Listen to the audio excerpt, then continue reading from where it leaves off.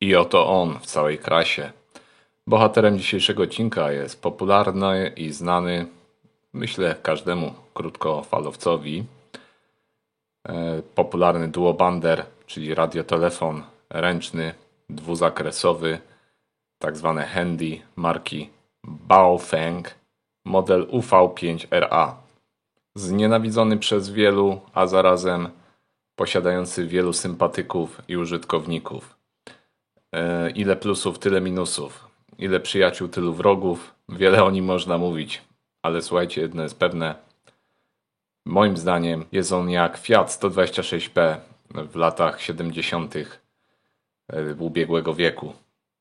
Pozwolił on naprawdę wielu osobom wejść w świat radioamatorstwa, radiołączności i szeroko pojętego krótkofalarstwa. Wielu dzięki użytkowaniu tego radiotelefonu, tego radia, w skrócie będę mówił, zdecydowało się na zdanie egzaminu, na zdobycie licencji pozwolenia radiowego i wejście w świat radiołączności. Nie będę tutaj omawiał dokładnych funkcji i menu, jak i obudowy, bo jaki UV5R jest, każdy wie i każdy widzi. Jest to niedużych rozmiarów radiotelefon na pasmo 2 metrów i 70 cm, czyli tak celując w środek 145 MHz, pasmo 2 metrów i 434 MHz, pasmo 70 cm. Jest on użytkowany również przez wielu nielicencjonowanych użytkowników, ale w paśmie PMR, ponieważ można go odblokować i może on działać w paśmie PMR, ale jednak z racji, że ma odkręcaną antenę, nie powinien być używany on w tym paśmie i powinien być użytkowany zgodnie z przeznaczeniem, czyli przez osoby, które posiadają pozwolenie radiowe i wiedzą, jak korzystać z tych urządzeń. Ok. Krótko. Wyświetlacz, klawiatura alfanumeryczna. Jest on, tak jak powiedziałem, dwuzakresowy, czyli możemy łatwo przełączać się między pasmem 2 metrów 70 cm. Prowadzi on nasłuch na 2 częstotliwościach, jednak jest to jednoodbiornikowy radiotelefon. Ten to jest model UV5RA, czyli ma 3 zakresy mocy, jaką może nadawać: wysoka, średnia i niska. Tych odmian, tych radiotelefonów było wiele w różnym wydaniu, bliźniacze konstrukcje, troszkę inne modele, ale wszystko to bardzo w podobnym wydaniu. Naklejka CE jest, FCC jest, więc może być użytkowany teoretycznie w Unii Europejskiej. No to cóż. Tak jak mówię, nie będę tutaj prowadził jakiejś łączności, nie będę pokazywał, jaka z niego wypływa modulacja i tak dalej. Zajmę się czymś innym, czymś, co od zawsze tutaj sprawia, że są różne zdania na temat tego radiotelefonu, czyli dokonamy sobie pomiaru czułości, czyli pomiarów odbiornika takich podstawowych, bo w zaawansowanych niestety nie jestem w stanie przeprowadzić, jak i zmierzymy sobie to, co on wypływa z siebie, czyli sygnał radiowy wychodzący do anteny, jaki jest rozkład harmoniczny, jaką moc i czy spełnia on wymagania normy. Także do dzieła.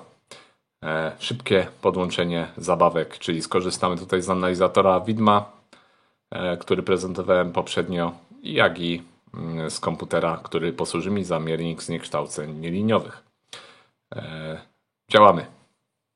Co będziemy potrzebować, żeby zmierzyć czułość użytkową? Generator, tłumiki, czyli 10 dB i 30 dB 30W. Kabel do połączenia, nasz radio, telefon i również analizator zniekształceń. W moim przypadku jest to karta dźwiękowa mojego laptopa. Podłączamy sobie wyjście speaker pod radiotelefon. Generator podłączamy również przewodem. Ja może to zrobię poza kadrem, bo muszę trochę pokręcić radiotelefonem. I mamy nasz układ pomiarowy już zestrojony. Wyjście generatora mamy poprzez tłumiki 10 dB oraz 30 dB, łącznie 40 dB, podłączone do wejścia antenowego naszego radia. Możemy sobie odkręcić już głośność. Jak słyszymy, radio odbiera. Jak wiemy, zjeżdżamy sobie teraz z sygnałem, ale jak wiemy, mamy tłumik na wyjściu, więc taki moja rada. Warto ustawić sobie tutaj wzmocnienie zewnętrzne minus 40 dB, przez co wynik tutaj już uwzględnia nam tłumienie tego tłumika na wyjściu, więc już poziom wyjściowy generatora jest przeskalowany, nie musimy go odejmować, nie musimy w pamięci tego robić, także taka uwaga, taka podpowiedź. No i co? Załączamy sobie nasz program do pomiaru zniekształceń. Jak widać, mamy pomiar tutaj SNR. Mamy widmo i mamy zniekształcenia. Nas będzie interesował pomiar SNR. Będziemy zmniejszać wyjście z generatora do momentu, aż uzyskamy 10 dB SNR. No to cóż, lecimy sobie w dół. Może najpierw co 10 dB. Jak widać, nadal mamy powyżej 20, kolejne minus 10, mamy minus 97 i jeszcze powyżej 20. Kolejne minus 10 dB, mamy jeszcze powyżej 25, minus 117 dB nadal.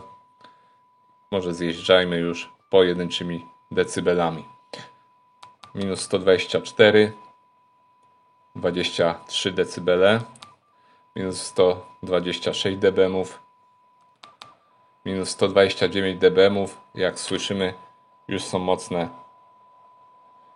są mocno słyszalne trzaski i zakłócenia.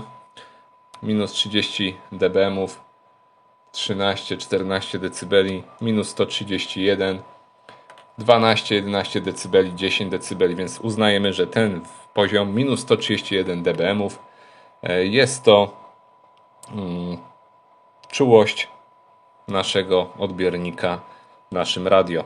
Jak przeliczyć to na, ja może przyciszę już, jak przeliczyć to na mikrowolty? Mamy tabelę, posłużę się tutaj tabelą. Minus 131 dBm to jest 0,06 mikrowolta dla systemu 50 ohmów, taki jak jest tutaj. No poniżej 100 możemy przyjąć, że niedokładność tłumika, niedokładność mojego pomiaru, układu pomiarowego. Przyjmijmy, że około 100 mikrowoltów czułość użytkowa naszego radia, jeśli chodzi o sygnał wejściowy. W tym momencie przepinam cały układ. Teraz będziemy mierzyć poziom zniekształceń, poziom harmonicznych, jaki generuje nadajnik tego radia. No i układ nasz pomiarowy do pomiaru nadajnika. Musimy sobie teraz ustawić odpowiednio nasz analizator. Widzicie na ekranie, tym większym to, co dzieje się tutaj na moim analizatorze. Będziemy badać częstotliwość 145 MHz, pomiar harmonicznych. Jesteśmy w trybie mocy małej, czyli około 2 W. No i co? Włączamy nośną.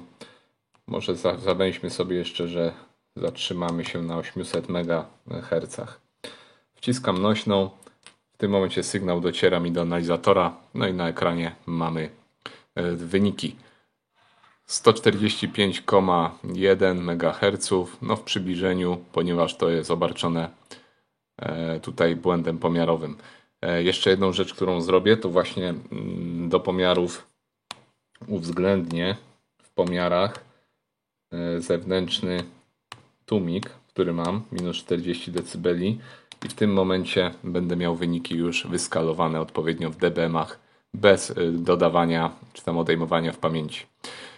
I mamy częstotliwość podstawowa 145 MHz i druga harmoniczna, zobaczcie jaka wysoka. Jeszcze tutaj trwa pomiar, on się stabilizuje, robi średnią nam z czterech pomiarów i mamy nasz wynik ostateczny. Mamy drugą harmoniczną obecną w sygnale, trzecią, czwartą, jak i jeszcze piątą. Zawęziłem do 800 MHz, być może jeszcze szósta by się pojawiła. No ale co mamy? 145 MHz, czyli ton częstotliwość podstawowa, 33,7 dBm.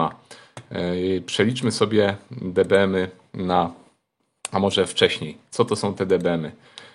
dBm jest to logarytmiczna jednostka miary mocy odniesiona do mocy 1 mW. Stąd oznaczenie dBm. Wzór do wyliczania to oczywiście 10 logarytmów dziesiętnych z mocy do 1 mW, przez co mamy wynik właśnie w dBm-ach do 1 mW. I teraz Judoka. 0 dBm to jest 1 mW. Jeżeli nasza moc wzrośnie dziesięciokrotnie, czyli z 1 mW zrobimy 10 mW, moc wzrosła nam dziesięciokrotnie, to mamy wtedy 10 dBm poziom mocy. Jeżeli znowu nasza moc wzrośnie dziesięciokrotnie w jednostce mW, czyli z 10 na 100 mW, to mamy 20 dBm. Kolejny wzrost o 10, dziesięciokrotny wzrost, nie o 10, tylko dziesięciokrotny wzrost, ze 100 mW razy 10 to jest 1000 mW, czyli 1 W, mamy poziom 30 dBm. Kolejny wzrost, jakbyśmy mieli z 1 W razy 10, czyli 10 W, byśmy mieli 40 dBm. Tak to wygląda skala w dBm-ach. Zobaczmy jeszcze raz, ile my tutaj mamy tej mocy.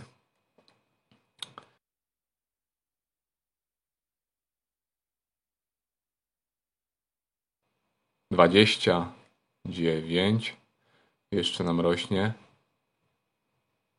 32,7 chyba miało być. Ok, 33 dBm.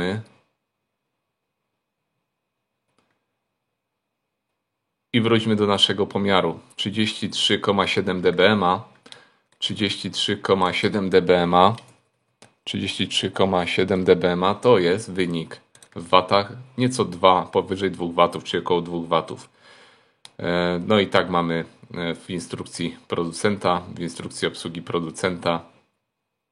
Wracamy do naszego pomiaru, ale to nie jest najważniejsze. Najważniejsze jest to, że ton podstawowy 145 MHz i ton harmonicznej, drugiej harmonicznej, czyli około 145 razy 2, około 290 MHz, jest on tylko o 10,5 dB niższy.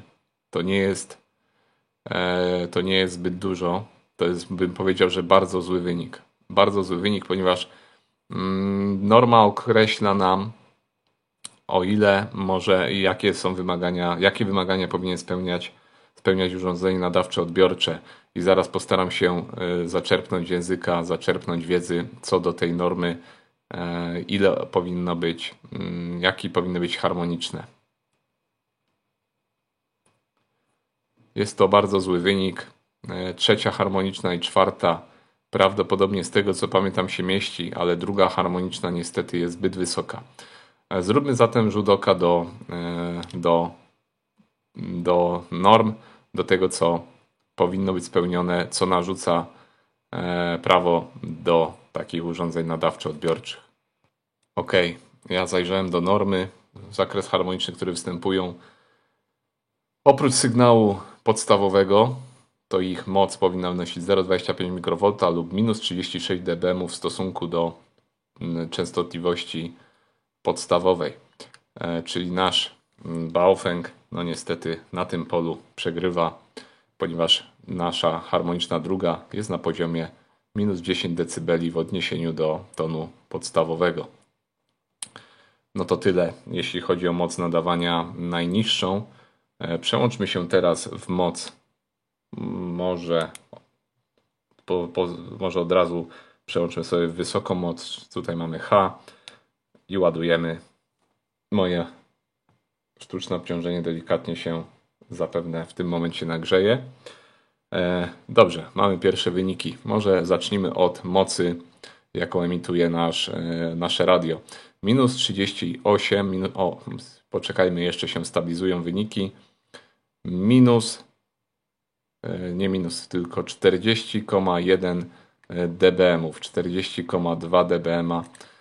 Powiedzmy, że moje tutaj tłumiki, jak i urządzenie, jakim jest analizator, są mało dokładne. 40 dBm, około 10 W. No to taka dość mocno optymistyczna wersja, ale powiedzmy, że ta regulacja mocy działa. No i zobaczmy, mamy drugą harmoniczną, trzecią, kolejne nam zniknęły, nie ma ich, nie są widoczne. Druga harmoniczna na poziomie minus 21,5 decybela,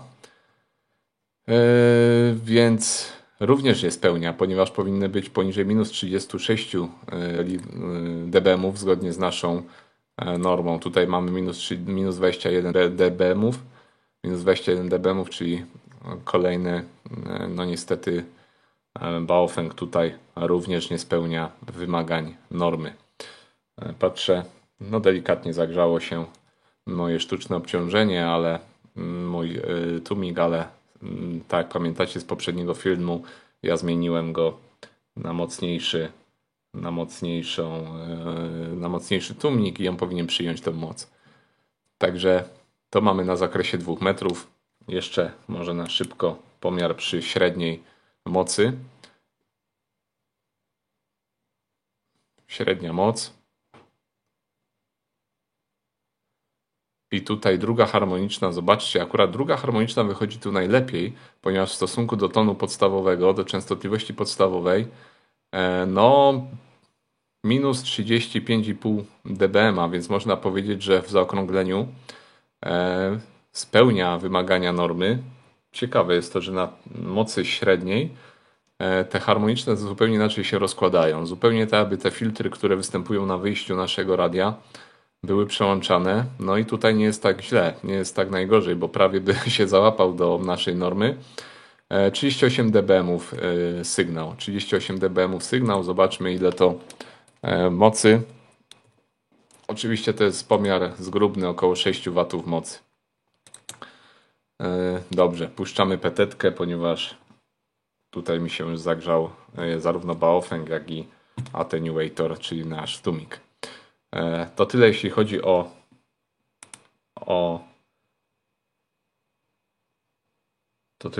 o pasmo 2 metrów. Sprawdźmy teraz sobie pasmo 70 cm. Może zrobimy pomiar tylko przy największej mocy. Ja się w tym momencie, pozwolicie, przestrajam na pomiar 433 jako częstotliwości podstawowej. Dobrze, włączmy sobie moc wysoką. Odpalamy i patrzymy na nasz analizator, co on nam wyrzuci. No, pomiar będzie chwilkę trwał. Mamy 433 MHz naszą częstotliwość podstawową. Dajmy mu zrobić kilka pomiarów. Dajmy mu zrobić. Niech on wyliczy tą średnią. Aha, oczywiście zapomniałem również o tym, aby dodać tutaj minus 40 dB tłumienia zewnętrznego. W tym momencie powinien przeliczyć i wyniki powinien podać już. Tak, podał mi wyniki. Zobaczcie, 35,1 dBm. Częstotliwość podstawowa. Niech to jeszcze zrobi średnią. No i co mamy? Zobaczcie, ponad 36 dBm częstotliwość podstawowa nadawania, a natomiast druga harmoniczna to około 900, no niecałe 900 MHz. Zobaczcie, jest na poziomie minus 51 dBm, czyli spełnia ona nasze wymagania normy PN ETSI N300-086, które mówiły, że powinno być minus 36. Jeszcze raz sobie rzućmy okiem. Minus 30 dBm nawet dla częstotliwości tam powyżej GHz. No tu jesteśmy do 1 GHz, więc minus 36 dBm, więc prawie. prawie się łapie. No zobaczcie, po przeanalizowaniu, po dłuższym zliczeniu, uśrednieniu, tutaj zupełnie mamy inne wyniki. Zobaczmy jaka moc, 38 dBm. 38 dBm, no to moc około ponad 6 W, ponad 6 W w paśmie 70 cm na najwyższej mocy, jaką generuje Baofeng. Także cóż można powiedzieć? No w paśmie 2 metrów niestety nie spełniał wymagań normy. W paśmie 70 cm akurat ten egzemplarz na moim układzie pomiarowym nie wychodzi najgorzej. Jak widać te filtry spełniają swoją rolę.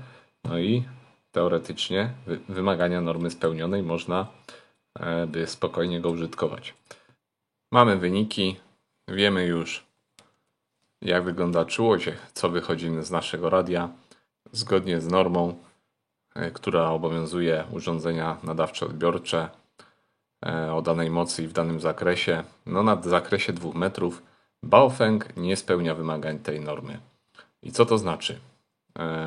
To jest właśnie pytanie, czy można używać go, czy odpowiedzialność za to ponosi użytkownik, producent, dystrybutor, importer tego urządzenia. Jak to jest w przypadku, gdy ktoś wciśnie nośną, czy ja, czy ktoś inny posiadacz tego urządzenia na 2 metrach, wiedząc, że nie spełnia on wymagań tej normy. Czy naruszamy prawo, przepisy? Jestem ciekaw opinii, no bo jednak jakby nie było, sprzęt pochodzi z polskiej dystrybucji, ma naklejki, że niby spełnia normę, że jest certyfikowany FCC, CE, kupiony, niesprowadzany bezpośrednio od przyjaciół z Dalekiego Wschodu, tylko już zakup jest w Polsce. Kto ponosi? Sprzedawca, użytkownik, producent. Jak to jest teraz z użytkowaniem? Czy wyrzucić go do śmieci całkowicie i zapomnieć o nim? Czy mimo wszystko gdzieś tam w łącznościach lokalnych jako urządzenie typowo awaryjne, bo naprawdę jest to urządzenie tanie, spełnia swoją rolę, można się za jego pośrednictwem dogadać, porozumieć, połączyć zarówno z przemiennikami, jak i przeprowadzić łączność lokalną z kolegami, jak i w sytuacji kryzysowej może uratować, że tak powiem, nam tyłek. Jak to jest z tym Baofengiem? Kto ponosi odpowiedzialność za jego użytkowanie? Czy można go użytkować? Czy znając, no bo teraz znam, mogłem sobie za pomocą analizatora zmierzyć. Oczywiście analizator to nie jest profesjonalne urządzenie, a mój stół tutaj to nie jest laboratorium pomiarowe, ale myślę, że z niewielkim, powiedzmy, z niewielką dozą niepewności można stwierdzić, że te wyniki tam z jakąś niepewnością oczywiście są, że tak powiem, spójne z prawdą, spójne z tym, co wypływa faktycznie ten radiotelefon z siebie. Także takie pytania zostawiam. Tak jak mówię, Baofeng, czyli burza w wolnym tłumaczeniu, wywołał niejedną burzę w środowisku krótkofalowców.